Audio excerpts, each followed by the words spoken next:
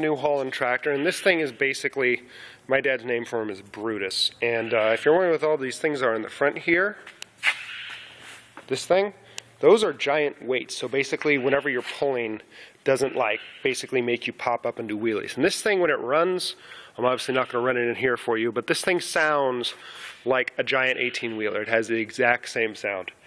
You know, you just can't tell the difference. It's that powerful. It's insane. When I first got this thing, I was scared to death of it. And this is our new primary spraying tractor. And the reason why it's our new primary spraying tractor is because now we have this super awesome monstrosity. So remember I said about PTO shafts?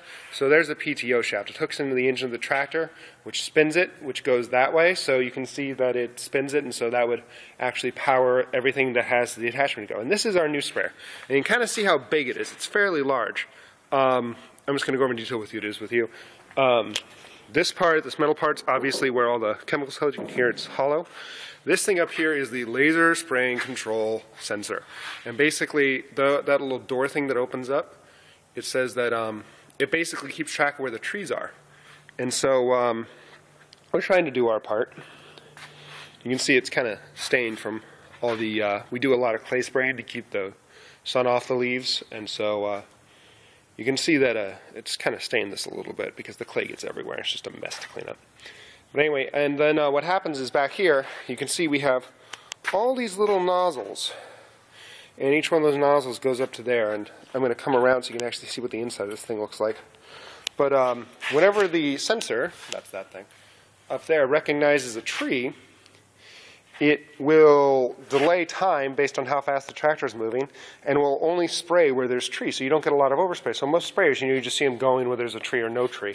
But this one, it'll actually only spray the trees. So we end up using like 1/5 as much spray, which is awesome because spray is stupid expensive. So this here is like all the pumps and everything, and there's the giant thing that fans. And this thing, when you stand here, it's just like getting hit in the blast with one of those giant fans, because that thing's a giant fan which actually knocks the spray up high into the trees.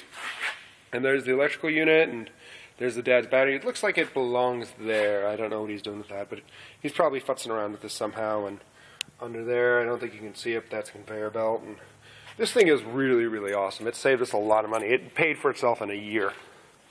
It was just insane. You know, this is how you tell how much is in the tank. You see, it tells you, how many gallons. So that's a 500-gallon tank. And, it just goes all the way down to 100. And 46 if you're below, so you don't want to be below when you spray. And this is Mini Brutus. And Mini Brutus is also exceptionally useful.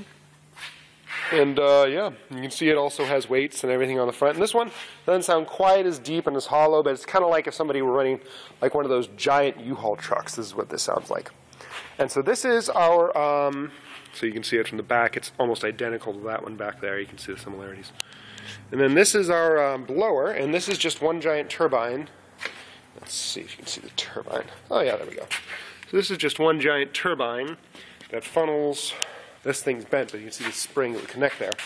And you just basically, let's say you have a whole bunch of crap in the rows of trees, which I'll show you later. You just drive along and this will spray it. This will not spray it, but blow everything over into the next row. So you don't have to worry about actually going out by hand and picking everything up. It's very useful. And then this is the lathe I got from my parents. The giant monstrosity pure metal lathe. That's worth at least $1K, so I know my dad appreciated that. That's a hay bale. This actually used to be an alfalfa orchard in addition to that, so that's what's there. You can see we have all sorts of odds and ends, a TV, stove, cabinets, benches, desks, fans, everything. And this is one of the more interesting things.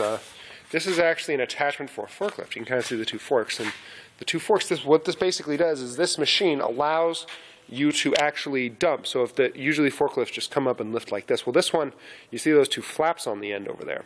1, 2. Yeah, there we go.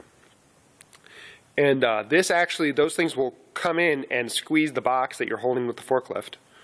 And then you can actually flip it upside down end for end. So when we had giant trailers that were like the size of the backhoe, then it was extremely useful because we just lift it up and flip it in. And that's what we used it for, but we haven't used those in a while, so this kind of just sits back here and gathers dust until we need it again. This is a mini sprayer, very mini. You see it's the same as the big orange one. This is the another motor. This is an auger, so you can't really see it, but basically right where that box is at the bottom, that box is right there, yeah. That's where you would attach like a drill. Oh, hey, there's a drill right behind it. So you'd attach one of those there, and that just makes really quick, neat, efficient holes. And so you could drop trees in there and, you know, just keep going. Now behind this giant thing this is a 15-foot long mower. So that's the hitch of it. And you can see it goes up in there. And you can kind of see that box right there. So that turns the blades underneath it, and then there's another smaller blade where that box is right there, and another one right over, yeah, there. So you can see that this thing is very nice. It's obviously disconnected right now. This is what it would look like on that end if that one was connected. But this is a 15-foot long mower, and this is what we use for the flail mower, which I'll get to later. But it's a 15-foot long mower, so just like your lawnmower at home, except it's powered by a tractor and it spins. We have a whole bunch of these. That's just one 15-foot long mower. Here's, I think this is only a 12-footer, and it's covered in stuff right now, but you can see it kind of has the same thing. It's kind of a bad angle for it. Yeah, but anyway, you can kind of see it's the same thing. Has the same type of, no, you can't see anything about this. But trust me, it's a giant mower. Maybe I can actually get under this one so you can see the blades. Oh, can you see the blades under there? I don't know. Probably not. Let's turn the light. Maybe that. Nope, light was on. I don't know if you can see the blades under there, but they spin and they kill everything, and it's great. And let's see, moving on. We have two little things. I actually made those from kits when I was about 8. Yeah, I was probably 8, maybe 10. But I made both of these from kits, and they've served us well ever since. Then I also made that little lawnmower when I was 8 or 10, and we use little lawnmowers to basically, this is my grandma's riding lawnmower that we used to have fun with as a kid, and we used to mow their place with before they got too old to do it. And this is my dad's cherry picker, and this is the second cherry picker we had, and the way we lost the first one's a pretty depressing story about family members that went crazy.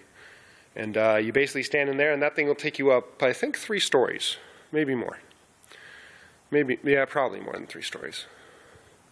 But anyway, you can see it just drives here, and it has, you go up, and we use this for taking off tree limbs. I'll show you that later. And yeah.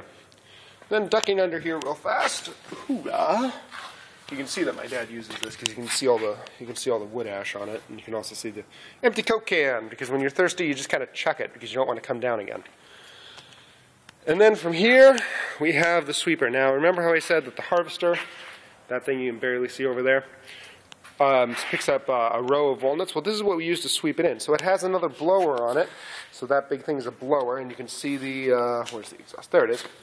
You can see that that's where the wind comes out, and that knocks all the nuts that it doesn't sweep into the next row, which is very nice. And then this engine powers those giant tines over there. And this is my least favorite piece of equipment because it's such a bear to use. It has that's your shifter right there. That's an old boat motor that we attached and put a transmission on. And you can see all those tines, and it basically just spins this way. And so it pushes all the walnuts into a row. And, you know, my dad usually being smart, you know, putting toolboxes on top of all his tractors and whatnot. And then over here, this is the flail mower. This is my favorite piece of equipment. This is the one I've used the most. And basically, pack flail, yes. And basically, this thing, if you get under it, has a whole bunch of tines. Come on. There we go. So, you see those tines, those J-hooks? And these things move. These things move. You see that? And so this thing, this one's kind of grody, but this one, you see how it just kind of flows? But basically, this thing will get up to like 3,000 RPM or something, maybe 2,700. And those things will just chew anything that you throw under it. My dad's version of it is you throw a cow under it, it'll be hamburger on the other side. And it's quite true. It's a very scary piece. You throw a piece of wood under it, the only thing that comes out is shape chips. So it's basically a wood chipper that you run across the ground. And so attached to it is my favorite piece of tractor, which is the Kubota. And I can't really get a good angle because I can't get around here. So I'm going to end this right here, and I'm going to come around and finish this up.